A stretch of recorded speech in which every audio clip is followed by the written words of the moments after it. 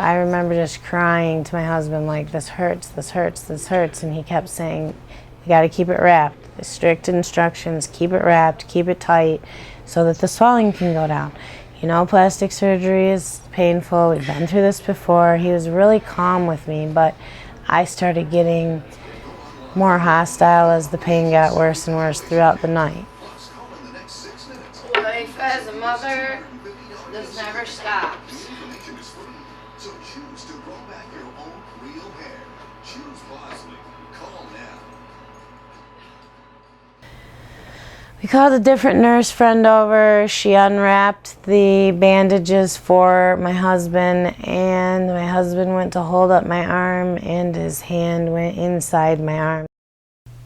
Along the journey with the first doctor, we're extremely infected to the point where they wanted to amputate. They got gangrene, they got, just different points of it.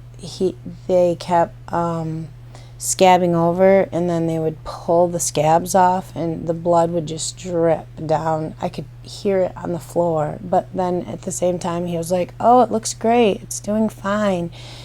And the gangrene and like the pus and the infection throughout each month as I went along was obvious signs to me that I needed to get a second opinion at that point.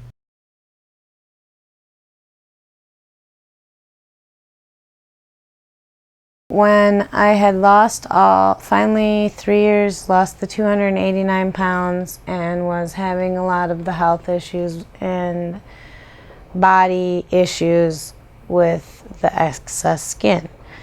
So through my daughter's pediatrician, by the grace of God, I thought at the time, I was referred to a plastic surgeon.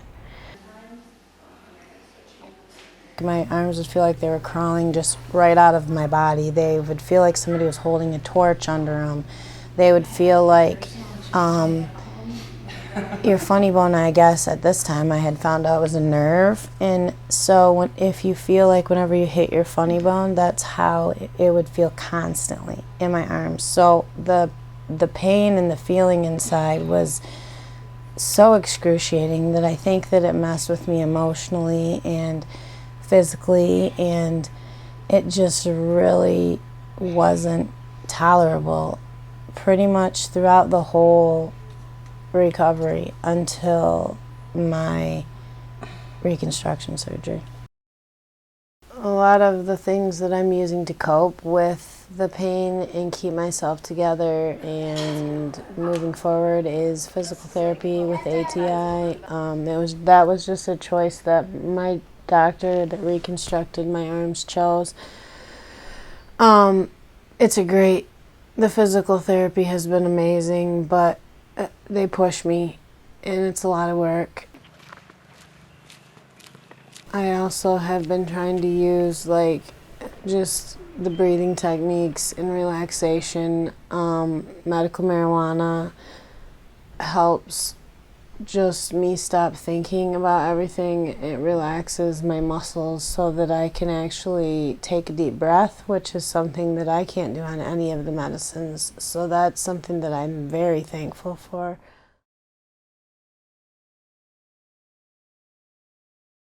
Surgery and the way that it affected the whole family was completely different than what I thought. At first it was going okay, everybody was susceptible to helping.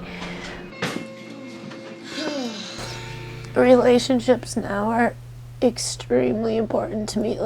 I really value what my husband did for me, and I'm not mad if he doesn't really love me like he used to love me. We fight constantly. I think that our fighting is due to the fact that he doesn't understand that I can't be who he married. I'm Angie still, but I'm not the same Angie. Don't even get choked out. She gets held down. She gets held down on the fucking bed. That's it. She don't even get choked the fuck out. But she want to keep going at me, and then she wants to call all these people and tell all these people, oh, poor Angela. My life is so horrible. That's poor I've Angela? been beat. The only thing I've I'm been doing kicked. there is making I've been told myself to look shut up, stupid. and then you know what happens? She never tells her part of the fucking story. She never tells a single fucking lick of anybody what the fuck Angela did. Or what the fuck part Angela had in it. So then my phone blows up with a bunch of fucking phone calls. How dare you, man? Yeah, well, the problem is that stupid cunt forgot to tell you half of the fucking story. And then I tell them half of the story, and they're like, well, she did sound kind of fucking crazy. And I'm like, yeah, she's fucking crazy all the way around.